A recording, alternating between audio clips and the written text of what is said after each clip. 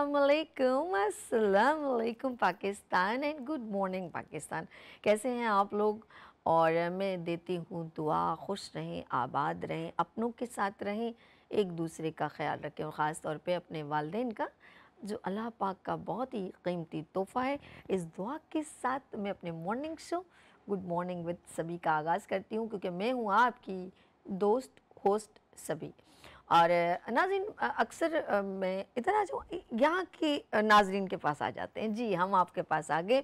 अच्छा नाज़रीन, जिस तरह मैं आपसे कोई ना कोई मैसेज शेयर करती हूँ, कभी कभी जाहिर सी बात है, और मैं हमेशा जो बात कहती हूँ वो इर्द गिर्द जो हो रहा होता है वो उसके बारे में ही जिक्र होता है, और जो ज़िंदगी की हकीकत है उसके करीब तरीन बात करने की कोशिश करती हूँ, जो रियलिस्टिक है, जो मेरे साथ हो रहा है, जो आपके साथ हो रहा है। और ख़ास तौर पे मैं आवाज़ ज़्यादा बनना पसंद करती हूँ अपनी आवाम की। जब वो किसी भी क्राइसिस में होते हैं, किसी तकलीफ़ में होते हैं, तो मैं उसी बात को उसी फीलिंग के साथ अदायगी देती हूँ जो मैं अपनी आँखों से देखती हूँ। किसी ने कही हुई बात पे नहीं, मैं अपनी जो आँखों से देखती हूँ वो बयां करती हूँ। जैसे अभी रिसेंटली ऑफ कोर्स ईरान के प्रेसिडेंट यहाँ तशरीफ़ लाए, इब्राहिम रईस साहब। हमने सब ने ज़ाहिर बात है पूरे हमारे तमाम हुकूमत वक्त ने उनको वेलकम किया।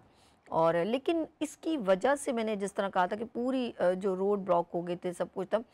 एक हमेशा एक मुल्क का जो सिस्टम है ना, वो किसी भी अगर नागानी आफत के अलावा, नागानी आफत में भी अगर ज़लज़ला आता है तो हमारी फोर्सेस सब माशाल्लाह, सैलाब है, सब सपोर्ट करते हैं और आगे बढ़ के करते हैं। हम अपने मुल्क की, हमारी इतनी अच्छी स्ट्रेटजी हो कि किसी भी रीज़न से हमारे मुल्क में कोई भी प्रॉब्लम ना हो, लेकिन हमें सब कुछ पता है। एक तो होता है ना कि एकदम अचानक कोइंसिडेंट हो जाए, तो एक होता है कि हम प्लानिंग करते हैं।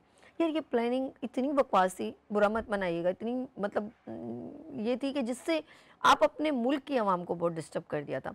तो यकीन करें, इतने समझदार लोग हैं हुकूमत वक्त में, इतनी माशाल्लाह मैं कहूँगी कि सीनियर लोग हैं, तो किसी ने ये एडवाइस नहीं की।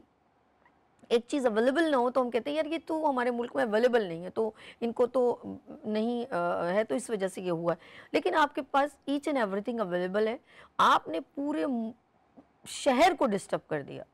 तो एज़ कम्पेयर टू आपने पूरे schools in college in cancel the paper, then like पता नहीं किसने क्या क्या प्लानिंग की होगी, आउट ऑफ कंट्री जाने की, ये वो कुछ बुकिंग्स होती हैं हर चीज़ की, शादियां होती हैं, सब कुछ है, बीमारियां होती हैं, किसी के घर में मैयत हुई होगी, लोग वहाँ पहुँच नहीं पा रहे होंगे किसी की डेथ पर। ये एक रियलिस्टिक बात है। मेरी बात को कोई झुटला दे तो मुझे लाइव कॉल करके बता दे। अल्लाह ना करे अभी किसी के बच्चे को फूड पॉइजन हो जाता है, किसी को अचानक वो बिल्डिंग से गिर जाता है, कुछ भी हो, किसी के फादर की डेथ हो जाती है, किसी को डायलिसिस की ज़रूरत है। मुझे एक बात बताएं कि फिर बंदा क्या करे? और इसके ऊपर ये भी हो सकता है कि ज़ाहिर बात है वो आउट ऑफ कंट्री से एक पर्सन हमारा पड़ोसी ममालिक है, और एम्बुलेंस भी धोखा दे सकती है, कोई भी बंदा बम ब्लास्ट भी कर सकता है एम्बुलेंस पे डाल के किसी को भी, ये भी हो सकता है, ये भी इनसिक्योर है।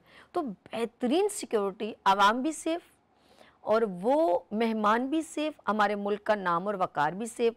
अगर फॉर एग्ज़ाम्पल एक प्राइवेट हेलीकॉप्टर अगर अरेंज कर लिया जाता, लाइक गवर्नमेंट के पास अवेलेबल है, और बल्कि बहुत सारे हमारे पाकिस्तान के रिचेस्ट पर्सन भी मौजूद हैं, अमीर तरीन लोग मौजूद हैं, इनके पास प्राइवेट कन्वेंट्स है, ये कह सकती हूँ।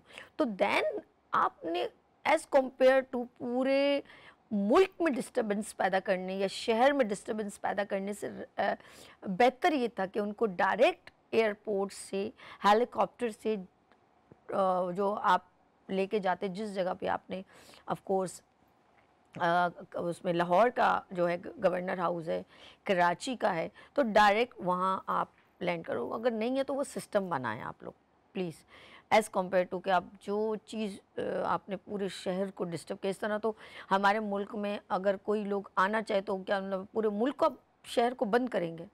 आपके पास इसका कोई अल्टरनेटिव सब्स्टिट्यूट है? You have any idea? अगर आप लोग बहुत जीनियस हैं, अगर क्या दूसरे कंट्रीज़ में भी ऐसा होता है, तो फिर मेरे ख़्याल में कि हम उनको देख के कर रहे हैं। आप दूसरे कंट्रीज़ में देखें कि अगर ऐसा होता है तो अब फिर तो बहुत अच्छी बात है, लेकिन अगर ऐसा नहीं होता तो फिर मेरे ख़्याल में आपकी ये स्ट्रेटजी मेरी नज़र में नहीं बल्कि आवाम की नज़र में फ़ेल हो गई है। कोई किसी ने अगर आपके साथ कोई खड़ा है ना कि एप्रिशिएट कर रहा है तो फिर की बात है, लेकिन मेरे ख़्याल में एवरीबडी से is a very bad language use, very bad language मेरे सामने, मतलब बद्दुआएँ जिसे कहते हैं, मैं ये कहूँगी, गालियाँ नहीं बद्दुआएँ बहुत ज़्यादा, ढेरों ढेरों। तो वो मुझे दिखाता और बोलते हुए, और मतलब वीडियोज़ मुझे बहुत बुरा लगेगा। तो लेकिन नोबडी अप्रिशिएट कि ये अच्छा नहीं हुआ। लेट्स सी, अल्लाह पाक हम सब पर रहम करे, क्योंकि अब सिर्फ ये ना सोचें कि हमारा बिज़नेस, हर चीज़ पैसा नहीं होता कि हमारा बिज़नेस ख़राब हो जाएगा। नहीं, लेकिन हम उन लोगों को सोच रहे हैं जिनके मासूम बच्चे हैं, जिनको डायलिसिस की ज़रूरत होती है, किसी की घर में डेथ हो गई है, किसी को एक्सीडेंटल कोई प्रॉब्लम हो गई, तो वो बंदा फँस जाता है। प्रेगनेंसी ख़वातीन है, बहुत कुछ है। आप हॉस्पिटल्स जाएँ ना, आपको लाइन से कतारों में आपको लोग नज़र आएँगे। अचानक बहुत सारे ऐसे हो जाती हैं हालात, क्योंकि हम लोगों का कराची हर तबका फ़िक्र से भरा भरा हुआ है, हर मुल्क से, हर शहर से लोग यहाँ पर तशरीफ़ लाए हुए हैं। तो मतलब एक ज़िंदगी का रूटीन है। फिर मैं उन लोगों को जो है, एक दिन में तो कोई भी, मैं नहीं कहूँगी अल्लाह ना करे कोई भूख से मर जाएगा, कि ठेले वाले हैं ये वो, लेकिन जो दिहाड़ीदार हैं उनका भी एक सिस्टम होता है बेचारों का, उनका भी लॉस हुआ है बहुत ज़्यादा। और उन लोगों का भी होता है, उनको भी पता है मैंने आज 500 200 300 लेके जाने हैं, मेरे घर का एक चूल्हा जलता है। तो आप ऐसा कुछ भी ना करें जिससे आपकी वजह से और लोगों को तकलीफ़ हो। लेट्स सी, यहाँ लेंगे मुख्तसर सा वक्फ़ा और मिलते हैं वक्फ़े के बाद। मेरी बात अगर गिना गुज़री हो तो मैं आपसे माफ़ी चाहूँगी, और यहाँ पर लेंगे एक ब्रेक और मिलते हैं ब्रेक के बाद। देखते रहिए गुड मॉर्निंग विद सभी वीनस टीवी के साथ।